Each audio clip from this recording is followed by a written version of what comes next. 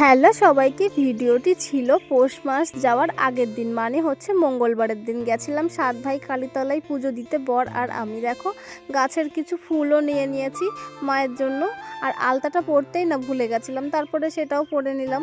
দেখো বনগাঁতে পৌঁছে গেছি, আর আমার বর দেখো রাস্তায় বেরোলেই পুরো চুপ, কোনো কথা নেই। তারপরে আর কি ওখান থেকে হেঁটে হেঁটে যাচ্ছিলাম, আর কত জিনিস দেখেই তো কিনতে ইচ্ছে করছিল।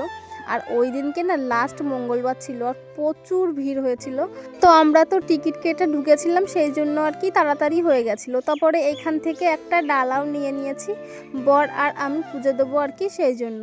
তারপরে দেখো মন্দিরের ভিতরে ঢুকেও গেছি, আর খুব ভালোভাবেই পুজো দিয়েছি। ভালোভাবে মানে ওই কোনো রকম আর কি, প্রচণ্ড ভিড় ছিল সেই জন্যই আর ছোট্ট করেই আর কি একটা ভিডিও করেছিলাম, আর কিছুই করতে পারিনি। তা প্রচুর না মেলাও বসেছিল, তো সেইগুলো পরের ভিডিওতে দেখাবো। চলো টাটা।